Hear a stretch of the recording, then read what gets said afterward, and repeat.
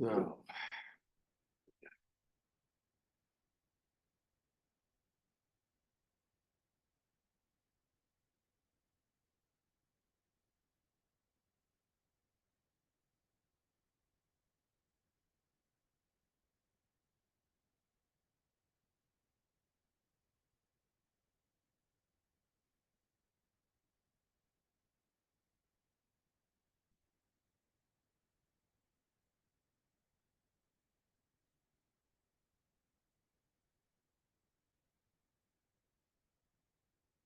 okay, Tallulah is the first to arrive. Hi, welcome. Give me a sound check. Hello. Hello, welcome. Avery, are you there?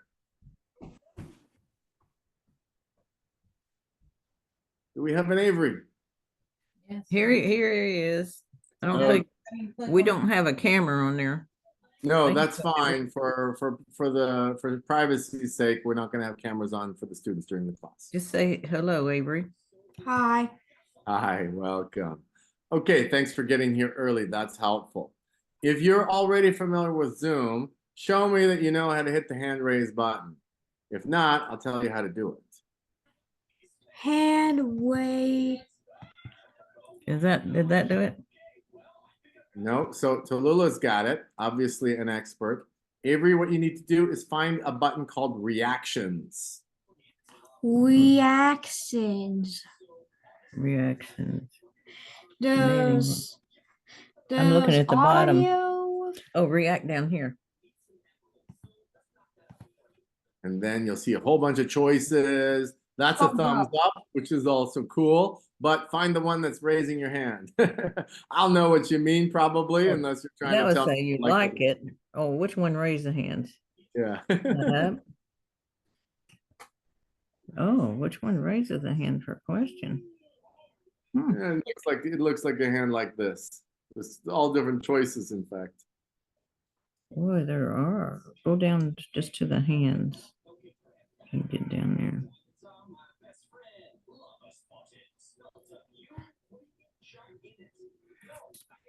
There's a just a hand that's a look like a waving hand. Try that one. Yeah. That'll do. I guess there's a lot of choices, right? I'll understand. So yeah, that'll do just fine. Okay, can you now you've removed it perfectly. Okay, good. So Avery, sit tight. Go ahead and hit mute. And I'm just going to do the same thing with everybody that arrives. Emmanuel is about to arrive. Mute. And so we're just going to make sure that everybody gets situated and gets comfortable. You are early. I thank you for that. And that helps because when other people are getting here at the last minute, I can do a lot more for them now that you're ready. So, Emmanuel, welcome. Give me a sound check, please. Hit the unmute button. Hey, it's his mom. He's in the back. Okay. We're almost home, though. Oh, you're almost home. Okay, nice. All right. I like it when people join from the car. All right, go ahead and hit mute for the time being. If you're going to be sticking with the same device, I'd also like to see you using the hand raise button for me, just to give me just to make sure that you know how to use that, okay? So you can go ahead and be muted, but go ahead and find the reactions button, and then within that, you will see options for raising your hand.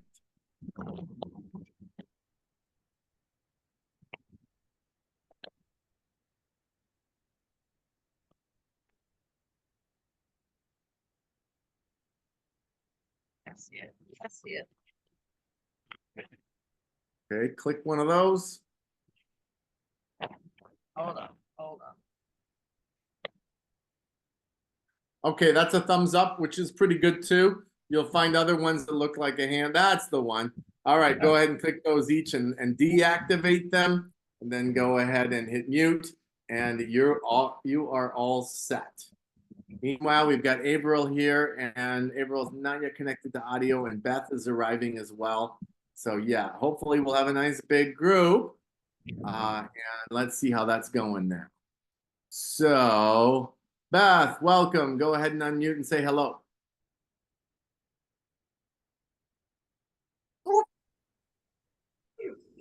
And now April has got the audio. Hi, April.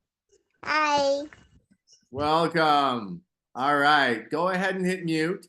And Beth, if you can unmute for me and say hello, just want to make sure that you can speak out in class whenever it is you need to.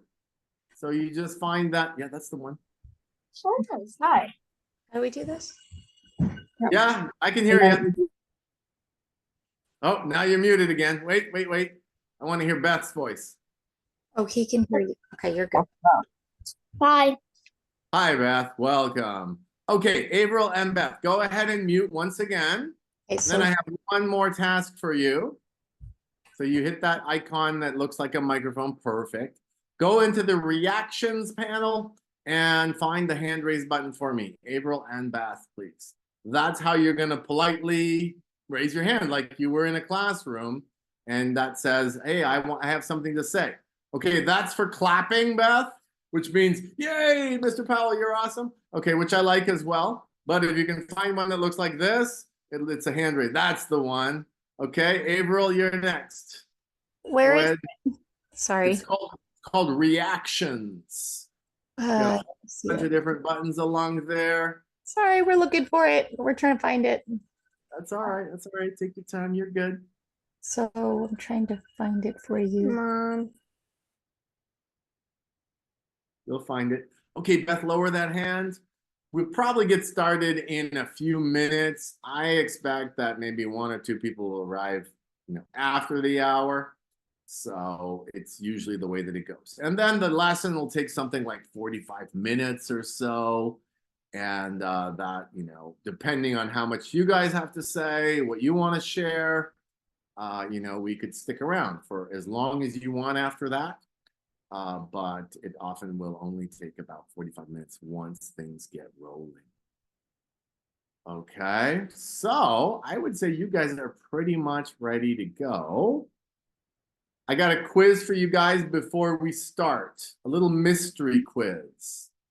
And I'll give you the answer during the lesson. Does anybody know what these are? These are two versions of the same thing.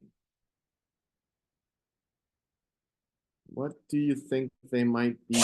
It looks like it's part of one of the Great Pyramids. Okay, but Tallulah, I want you to practice raising your hand, and as Beth did. And then what happens is I'll call your name and you can say it. I'll be more than happy. But we want to be polite, right? So everybody has to have the same chance at giving the answer. So yes, Beth, you've raised your hand. Thank you. Go ahead. Now you unmute and tell me what you think. Temples. Temples. Now that's that's a more general answer than pyramids. They're both good guesses. And we have Khadijah coming right now as well, a new student. So we'll get her sorted out. So yeah, sort of, but that's not specific enough. It's a temple dedicated to something. A temple that has rulers in it. Here we have a ruler going up a column with these measurements on it. And here we have another kind of ruler that's kind of carved into a canyon of some sort. So what's going on? Why would you need a ruler in a temple? Measure something? So Khadijah is giving me a little bit of a tricky time here. All right. So that's your first quiz. I'll come back to it afterwards.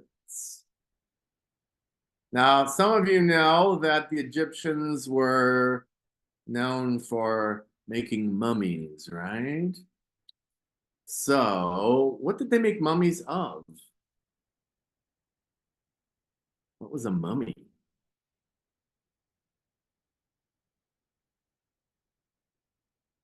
Okay, Beth, you're up again. Go ahead.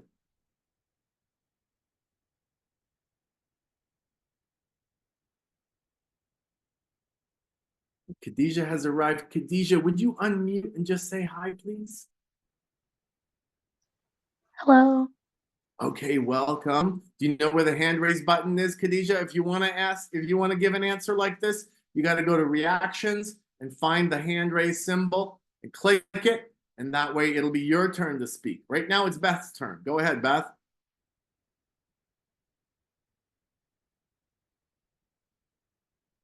As you did before, you've got to unmute before you can tell me your answer. They would take the dead person and they would use linen bandages and wrap them like 100 times or something. And well, they would soak the body in oil and yeah. Yeah, okay, but not just people. The Egyptians also made mummies out of cats. Mhm. Here are some examples of some mummified cats for you guys. Okay, we have one last student and then we're going to begin. Is your name Shub? How do I say it? Oh, wait. Actually, it's Myra Gupta. That's my son's name. I'm not able to correct that. It's weird. Okay, how do I can rename you? I'm looking for a Myra, is that right? Yes. Okay, I'm going to switch it to Myra for you. You can go ahead and press mute and hand raise for me just to show me that you know how to do that. And meanwhile, there's one last person arriving here as well, and that's Hamza. Hamza, welcome. Say hi to everybody. Unmute. Thank you, Myra. Hi. Okay, good. Do you know where the hand raise button is? As soon as you click that for me, we're going to start. It's in the reactions area. You got to press reactions, then you find hand raise. Okay, that'll do. Go ahead and mute Hamza and lower that, and we are going to begin. All right, nice big group here today. I'm glad to see you all, and we're going to start. I was just asking people if they knew about mummies, right? The Egyptians actually made mummies out of cats as well as people. And so we're going to get into the whole story of what ancient Egypt was like as a society. And of course, nowadays, everybody's fascinated by ancient Egypt. If you guys aren't too scared of it, I'm going to show you some mummies. All right, not too many. If you don't want to see any kind of gross mummies, then close your eyes for just a sec. I'm going to show you guys one mummy right now. This one makes me laugh every time because this is the mummy of the Pharaoh Ramses II. We're going to talk about him today just a little bit. The Egyptian government actually gave him a passport. And it says on here, nationality Egyptian, date of birth 1303 BC. So that's over 3,000 years ago he was born. And he's dead, of course. But in order for him to leave the country and go to a museum somewhere else, they had to give him a passport. So there you go. He doesn't seem too upset about it. All right, so we're going to now dive into the story. Welcome, everybody. My name is Mr. Powell, and I am the historian and teacher at Knowable World. KnowableWorld.com is the website where you can find so many lessons just like this one. This year at Knowable World, I'm teaching a class called Asia, Africa, and the World We Live In. So Knowable World is always about showing you that history is more than just learning about facts about the past and then memorizing a bunch of stuff that you don't really need to know. And then, of course, you forget it. And this is what your parents remember and what I remember from our history classes. And then you feel like, well, what was that all for? Why did I learn that stuff? I don't need it. It doesn't help me to understand the world around us. For a lot of people, that's how they feel about history. That's how I felt about it when I was young. I didn't like history at all. I actually became an engineer. But then when I was an adult, I realized, oh, I'm missing something. I don't really understand why things are the way they are in the world around me. And I figured out that the only subject that can do that for you is history. But it has to be done in a certain way. It cannot just be about learning a bunch of stuff about people that lived a long time ago somewhere else. That is not good enough. So at Knowable World, we teach history as the revelation and explanation of the world we live in. You're not going to find that anywhere else. So today, what we're going to do is a revelation mainly of ancient Egypt. And the reason why we're not going to do a heck of a lot of explaining, except maybe when it comes to the pyramids, is because ancient Egypt is long gone. There aren't any pharaohs anymore. People don't make mummies anymore. People don't believe in the Egyptian gods anymore. They don't write in the Egyptian language anymore, not the old one, right? And so why do we need to know about it? Well, my answer is it's part of the revelation. In other words, it's part of this amazing story of how the world we live in got to where it is. And that includes things that people did a long time ago, that includes fascinating mysteries and puzzles that are worth solving.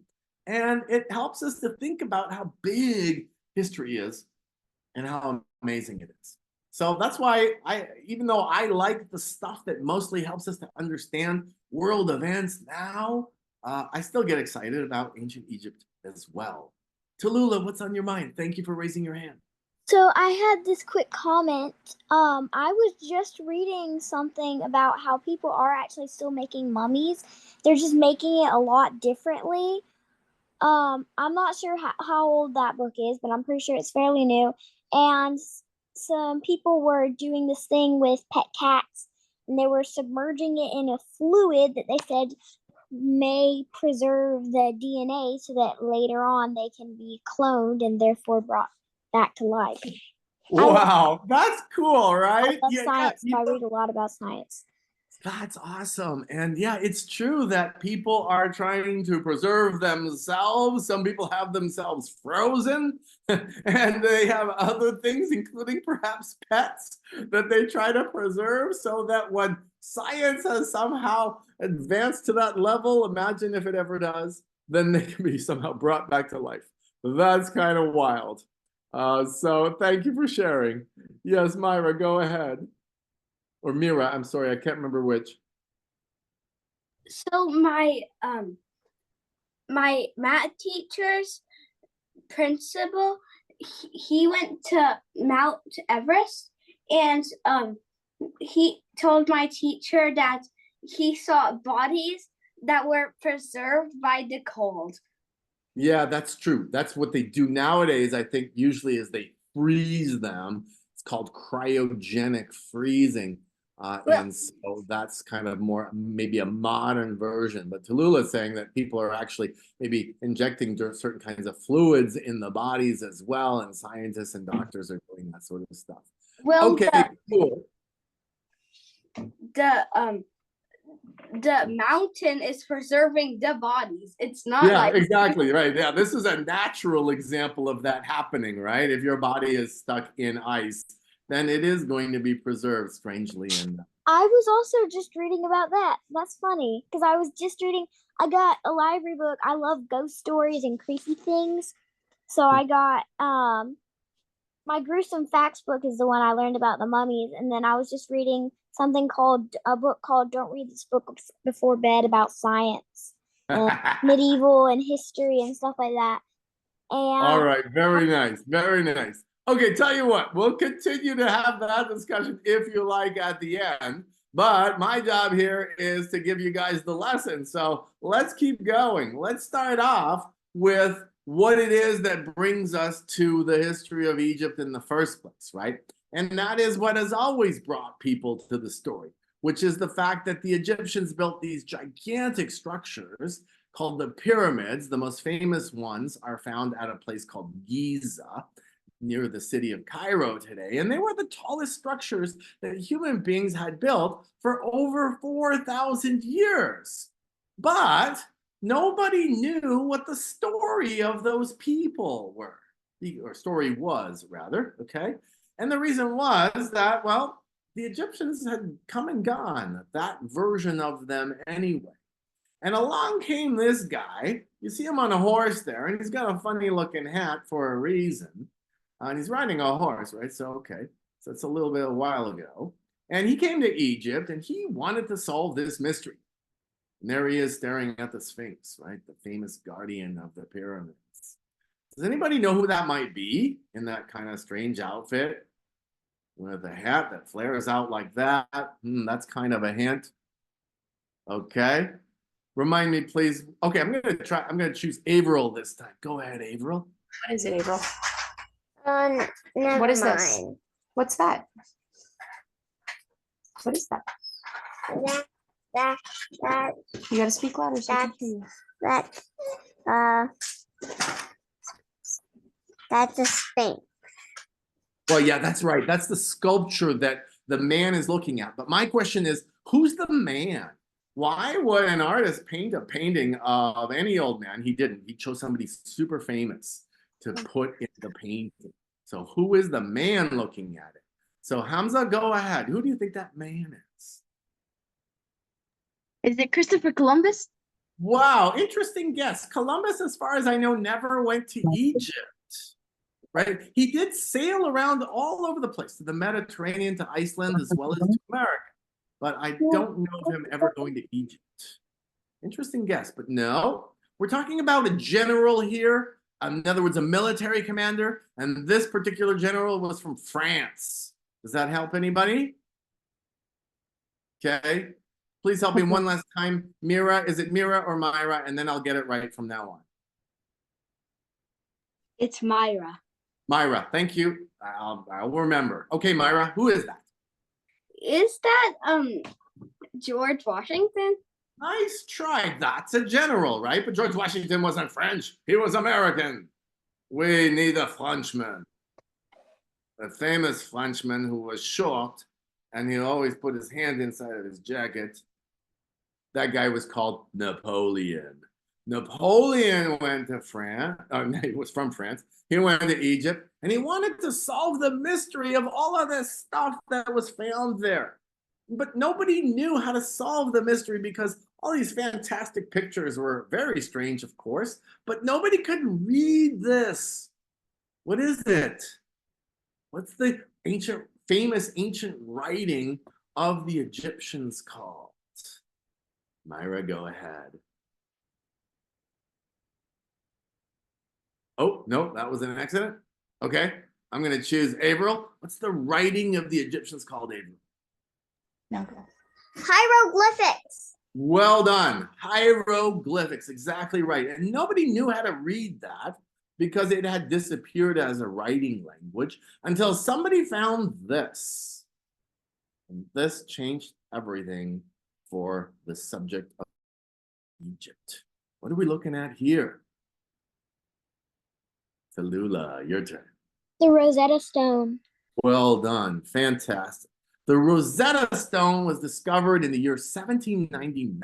And the reason why it was such a big deal is it contained 3 different forms of writing. At the top, there were Egyptian hieroglyphics. In the middle, something called hieratic, another form of Egyptian writing that's kind of like a cursive. And then at the bottom, which was the most important part, the ancient Greek writing. That's actually curious. Why would anybody be writing Greek letters in a place called Egypt? We'll find out the answer later today. And the thing is that people knew how to read that part. The ancient Greek part, people knew how to read because the Greeks had invented history and science and literature and so many wonderful things. And people in all over the world still knew how to read ancient Greek, even in modern times. So they could read this. And then somebody named Jean-François Champollion, he was French, he figured out how to use the bottom part to figure out what is being said in the top part, and therefore to decipher the symbols. And I'm going to show you the key right here. We're going to zoom in because we got a nice image here. Ooh, we're going to zoom in. I'm going to zoom in even closer. All right, excellent. Here we go. All right, so I'm going to show you the key to the Rosetta Stone here. I'm going to draw on it. Let's go ahead. I'm going to show you that there are these ovals, which I'm highlighting now in yellow. See that? And then right next to it, there's another one just like it. And if you look further over in the text, you're going to see a really long one. And then that one repeats down here. Neat. Now, when there's patterns in the text and you see the same things repeated down below, you can figure out what these things are. Does anybody know what they are? What is in the text of the Rosetta Stone, specifically surrounded by ovals? Beth, do you know?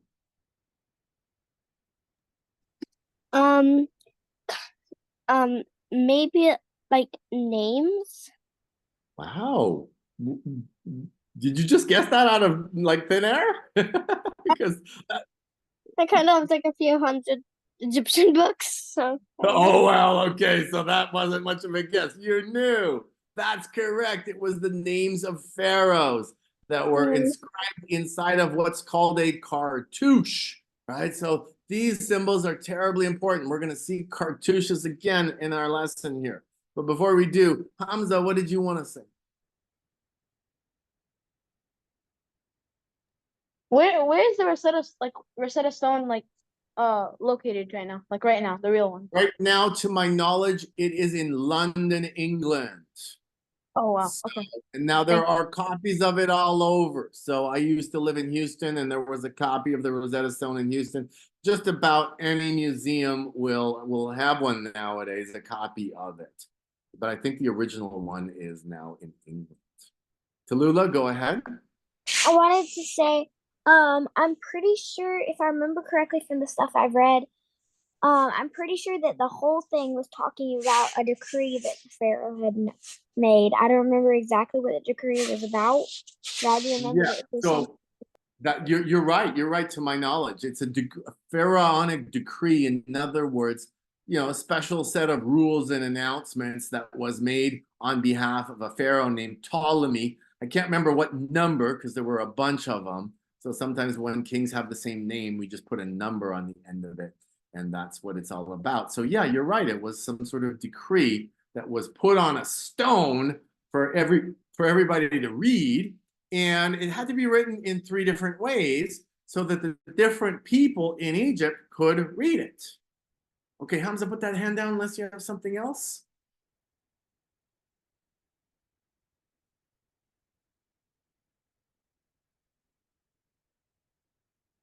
Okay, okay, good. So this is going to be the first of the milestones we're going to put on a timeline. You should have, you probably already received the timeline or at least a link to it. You don't need it for class, but it gives you a little bit of an advantage if you already see what's coming up. But on the other hand, after class, you can also grab the timeline of ancient Egypt that we provided that goes along with this free lesson. Now, before we get into the story of ancient Egypt, we're going to talk about one more modern event that connects us to Egypt. Thanks to the Rosetta Stone, we know, I don't personally, but Egyptologists know how to read ancient hieroglyphics, right? Okay, that's nice. But, okay, there's got to be more than just the writing of ancient people for us to get excited about the story, right? We've got the pyramids so far. That's definitely going to get people excited. But then something else was found, and that just sent ancient Egypt into a whole new level when it comes to popularity, right? And that was this. One of the most amazing things that possibly human beings have ever made. Right? Look at this golden sculpture. It's pricelessly beautiful, right? Avril, what is it, do you think? Tut. Say it again. King Tut. It's King Tut, right? Okay, well, it's King Tut's death mask. Ooh, okay. So, in other words, this went in his coffin. And that coffin and the entire tomb was discovered in 1922 by a man named Howard Carter. And Howard Carter found it completely intact. It was so surprising because usually the tombs of ancient pharaohs had been looted by tomb raiders. But this one wasn't. Nobody had known where it was. And then it was discovered. And wow, did that create a sensation? Yes, Tallulah. I have an interesting fact. When Howard Carter got there, he was warned by all the locals about a curse. Imagine me doing finger quotes here. And then most the person who had funded his research died. Then someone who had come in to see it died. Then multiple other people who were People involved died. I And it's know. like, So who cares? And then I'm pretty sure like not very long after that he died. Hello, curses here. Hello. There's a magical right. curse here. That definitely makes people believe in something like that, right? So yeah, Magical that's curse here, y'all. a creepy mystery, isn't it? Right? Okay, I'll show you guys a picture of the mummy of King Tut. Once again, if you don't want to look at a mummy, just close your eyes for a second. This is it. Okay, so for those of you that enjoyed that sort of thing. All right, so the story of King Tut is really interesting because now you can open your eyes if you need to.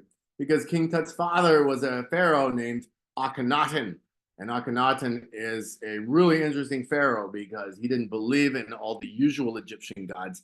He only believed in a god called the Aten. And he named his son Tutankhaten because everybody was supposed to worship only that god. But we don't know Tutankhaten by that name. We know him by Tutankhamun. And what that tells us is that Tutankhamun did not worship the same god as his father. He went back to worshiping a famous god known as Amen-Ra. So there's all kinds of stories about King Tut. Nobody knows for sure, of course, what happened to him, but he did die young. And so it leaves people wondering a lot about what happened.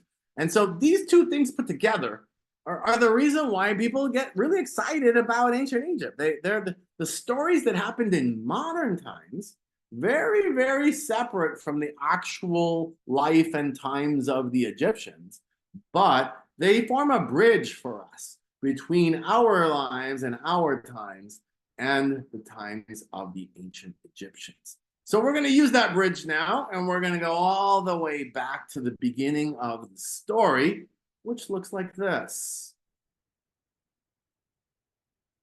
What we're looking at here is a stone tablet. It's called the Narmer Palette.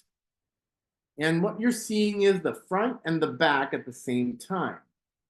Normally, you'd have to turn it over to see both sides of the story. And what we're seeing, let's start with, I don't know if it's the front or the back, but one of the sides, right? I think it's, but it doesn't matter. What we're seeing on this side here is that obviously the Egyptians invented bowling. Or maybe I'm misinterpreting. What do you guys think? That's not a bowling pin on his head, is it? What is that?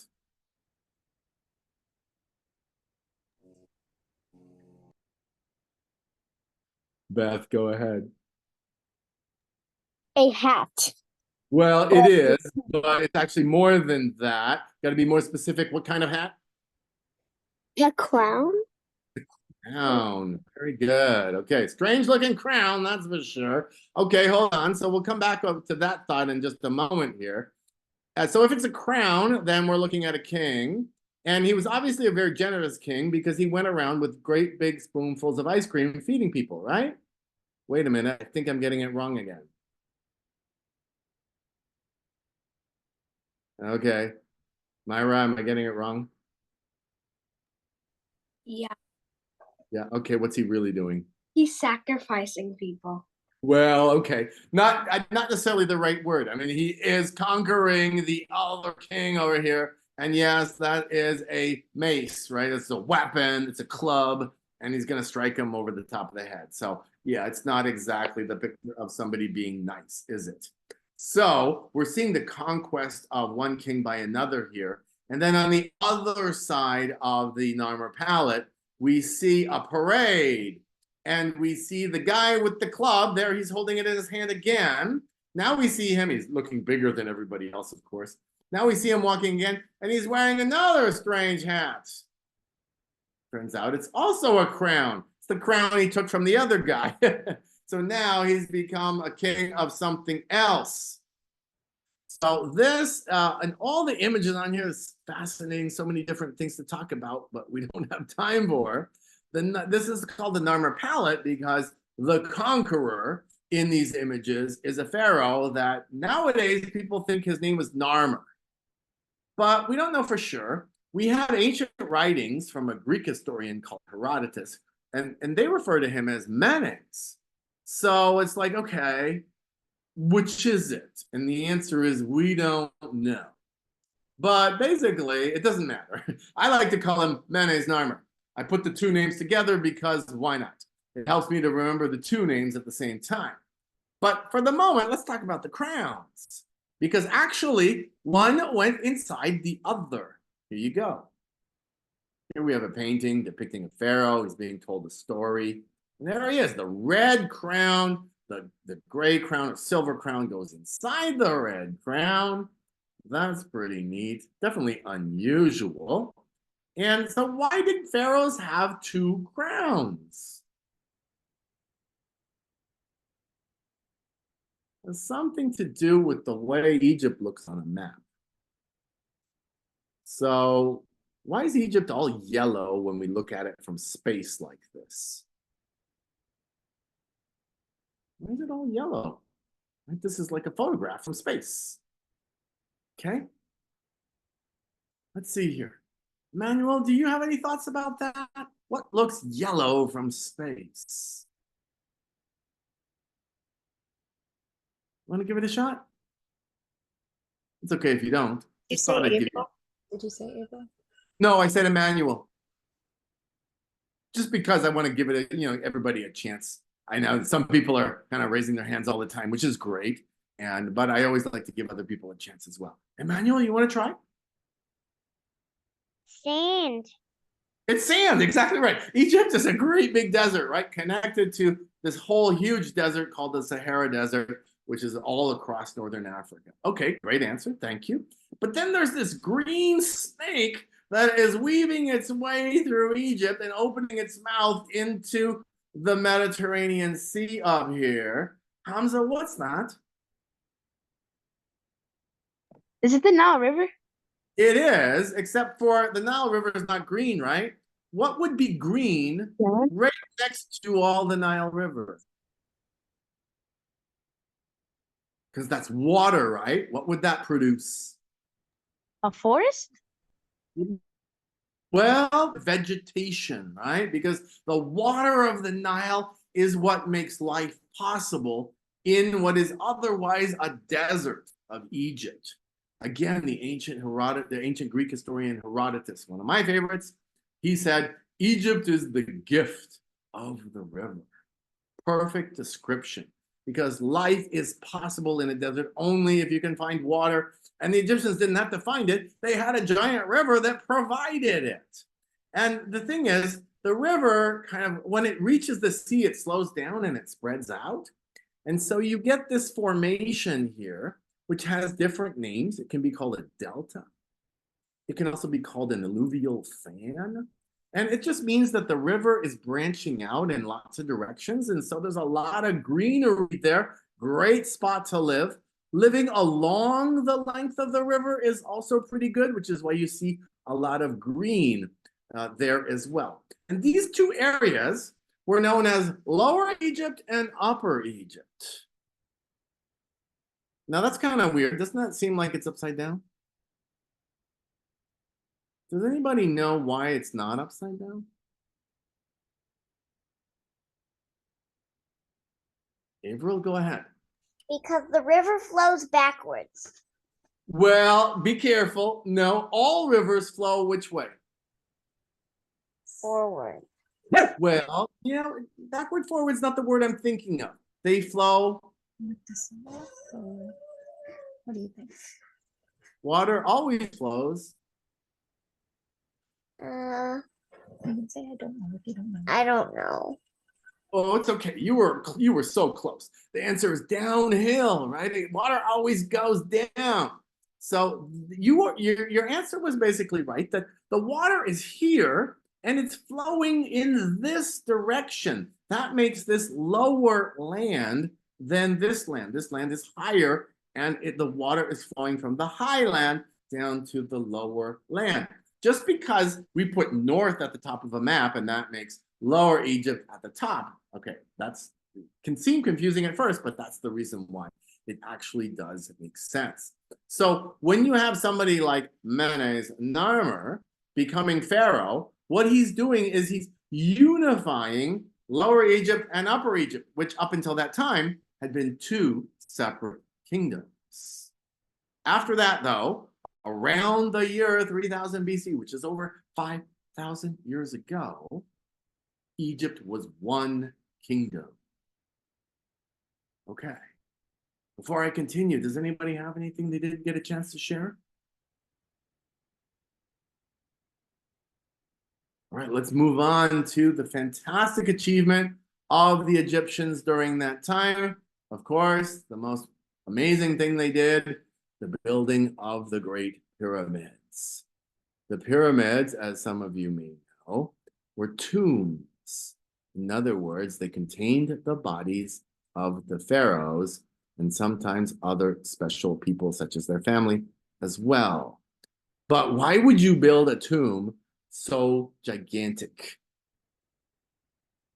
Doesn't need to be so big. These are absolutely huge. Myra, go ahead. Because there might be booby traps and they want the people who are trying to steal the tombs to get lost. You know, that's a good answer, and it's true, right? So in other words, there's all of these different passageways that were built in, and they were blocked off by really large and heavy stones, and it was designed to prevent people from getting inside and stealing stuff. But you still wouldn't need something so huge. You could dig some of this under the ground, and that would be secret, like King Tut's tomb. Why would you want to make something so gigantic, which is basically announcing to everybody, here is where the treasure is, come steal it? Tallulah, go ahead. So that the people could worship the pharaoh. That's just a guess. Oh, good answer. Khadijah, was that also your answer?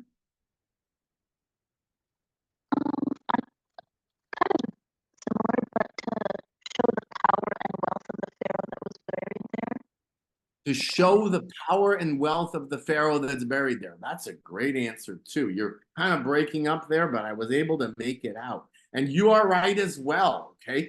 These are what we call monuments. So in other words, they're meant to be looked at. Everybody is supposed to look and see, wow, a normal person can't do that. Only a pharaoh can force 100,000 people to work for 20 years to make them pile up the stones that way, right? Only a pharaoh could be so powerful that he could make people do that.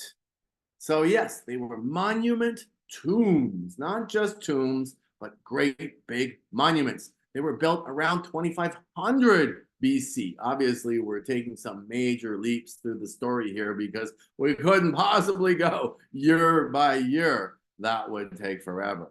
So continuing with the story, it's strange, but the pharaohs are known for building pyramids, but they actually only did that for about 500 years only, right? But then they stopped completely and never did again. So that began with a pharaoh called Mentuhotep II, and his tomb was not a pyramid.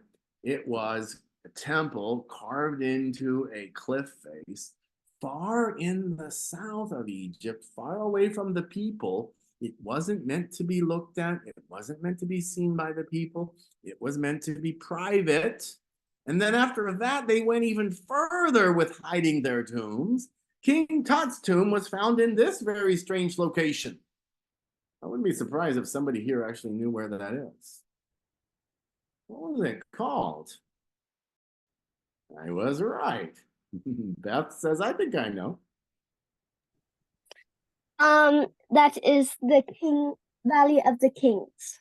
Valley of the Kings. Fantastic. Wow. Okay. We got some knowledgeable folks here today.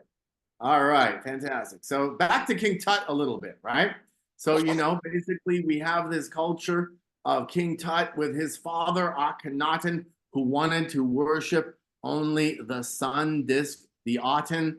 And a lot of people didn't like that. And so there probably was an uprising. There was a lot of trouble.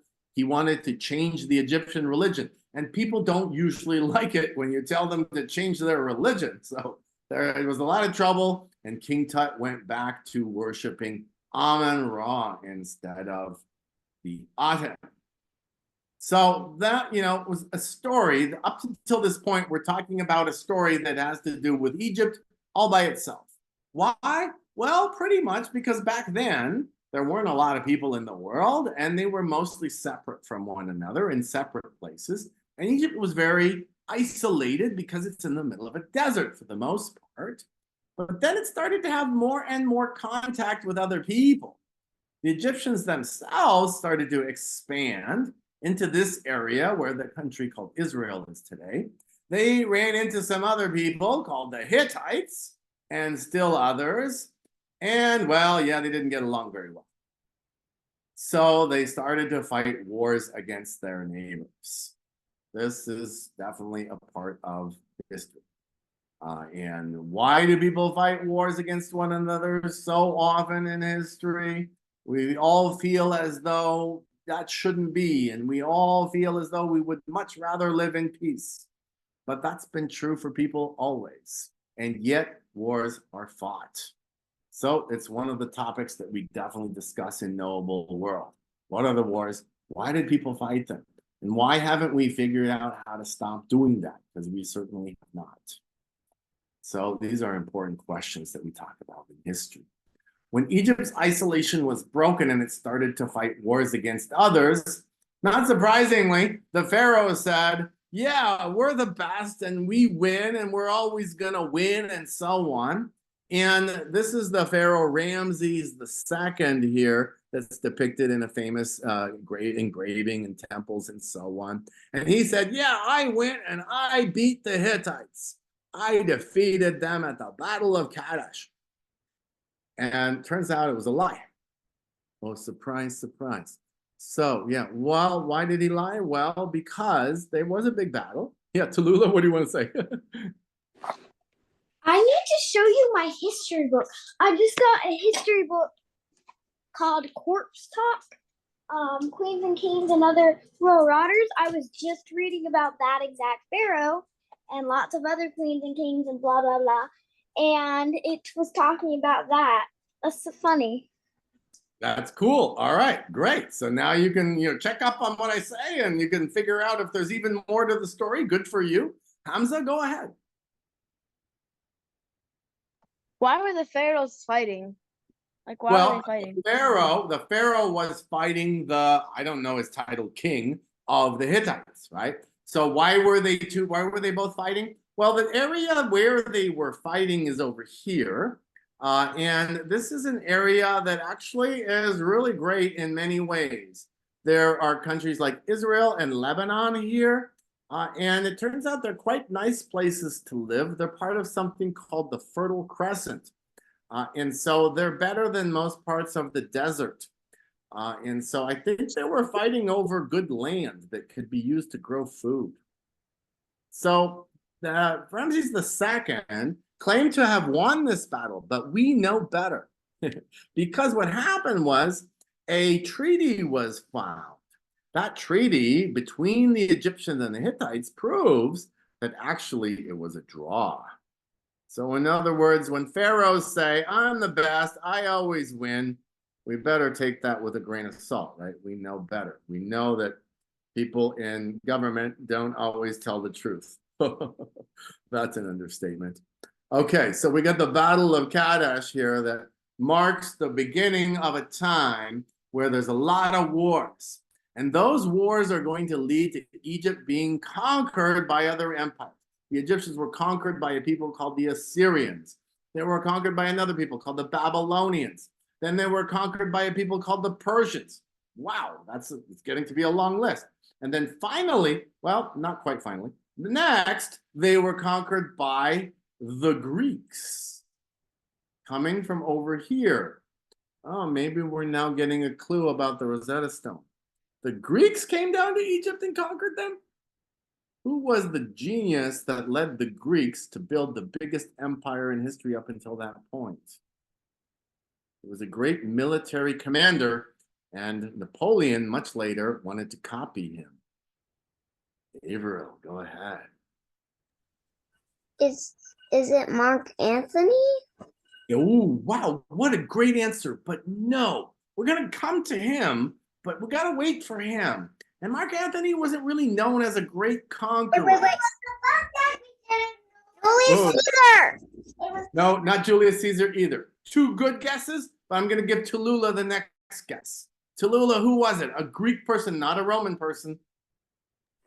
It was just on the tip of my tongue. Let me go look at my Egyptian book. One sec. Oh, that's not fair. I'm just going to tell you. It was somebody called Alexander the Great. Alexander. Yes, indeed. Alexander the Great had conquered the rest of the Greeks and then brought them on an expedition to create a big empire. And he and the Greeks, of course, spoke and wrote in Greek. So now we know why the Rosetta Stone had Greek on it. The rulers of Egypt after Alexander were all Greek. So when they wrote for themselves, they wrote in Greek. But when they wrote for the Egyptians, they had to write in Egyptian. Here's a temple dedicated to Alexander. And it's interesting because it has two clues on it that show us that Alexander became the pharaoh of Egypt, even though he was Greek. What are the two clues? We've covered them both today. How do we know the figure in the center is a pharaoh?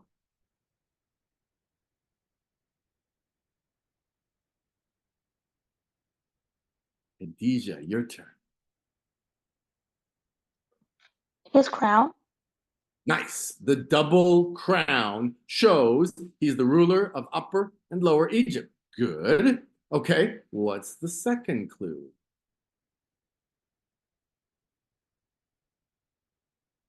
Hint, it's in the writing.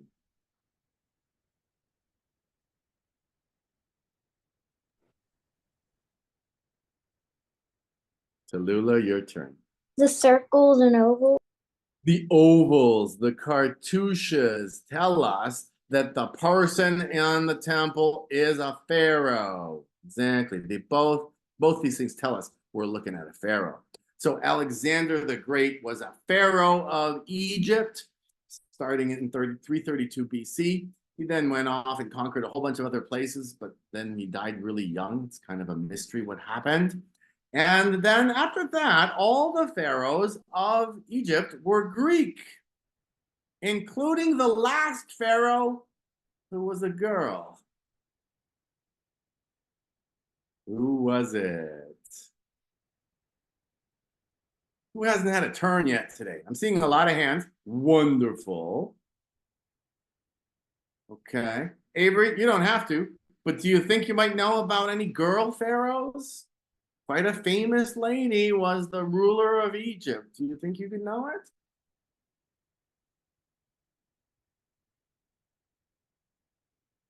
Okay, I'm going to turn this one over to Emmanuel. Go ahead, Emmanuel.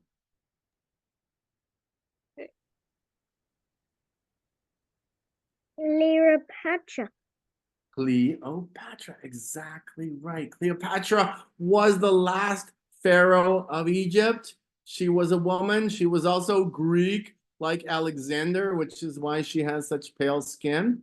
But the story of Cleopatra is a very sad one.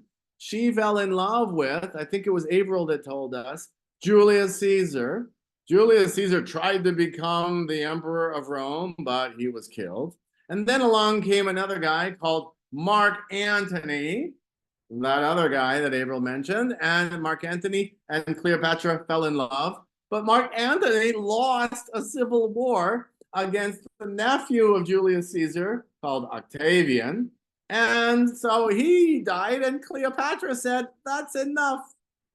All the men that I love have died, and I don't want to become a slave in the Roman Empire. So what did she do? It's a very sad story. What happened to Cleopatra? Averill, go ahead. She killed herself. Well, specifically how? You're right. But I think in this case, it's like, okay, the killing herself part is already sad enough. But the way she did it is kind of wild. Mira, go ahead. Pardon me, Myra. I think she forced somebody who's sick to come to her palace. No, that's not it. It's another thing. Hamza, how did Cleopatra do it? I think she drank poison. No, that's not it either. Tallulah, you got to give us the answer. She used a poisonous asp or a cobra. History is not exactly entirely sure. Yeah, she used a poisonous snake. She allowed herself to be bitten by a poisonous snake. It's a very sad story. I feel bad for Cleopatra. She was an amazing person, I think, but she got stuck in a really tough time in history. And so she ended up becoming the last of the pharaohs of ancient Egypt, because after that, the enemies of Julius Caesar and Mark Antony conquered Egypt, and Egypt became a Roman province. So after that, the Romans themselves became Christians. After that, the Muslims came out of Arabia and they conquered Egypt, and everything that had been ancient Egypt basically disappeared. So that's why we had to wait all the way until 1799 and then 1922 to be able to learn this story and see how it fits into the world we live in. So I hope you've enjoyed the revelation. It's been an amazing group. I gotta say, you guys are the best group I have had on this topic. So congratulations and thank you. And now it's up to you guys. We could talk for quite a while. So Myra, what do you think? What do you want to say? I have a question. Yes. What does AB stand for? AD. Okay. AD is a Latin phrase. So the Romans spoke and wrote Latin, right? And the phrase means Anno Domini. So basically, the we use is based on the Christian story of the life of Jesus, right? So BC means before Christ, and Anno Domini means in the year of our Lord in English, right? So that's what AD means. Okay, Tallulah, go ahead. Can we look at more mummies? Can we look at more? Well, you can, but not, I can't show you more. That's all I've got for you. I'm sure you've got some good creepy history books with mummies in them. You'll have to go and find them yourself or go to a local museum, because I got to tell you, they're everywhere. Hamza, what's on your mind? I'm from Egypt and like I'm Alexandrian. So and is Alexandria made like is it named after Alexander the Great? Absolutely. Good for you. That is correct. There are actually quite a few cities in this giant region here that are named after Alexandria. You can find Alexandrias all over the place there. And that's exactly what it's named after. So good for you. Okay. Beth, you're next.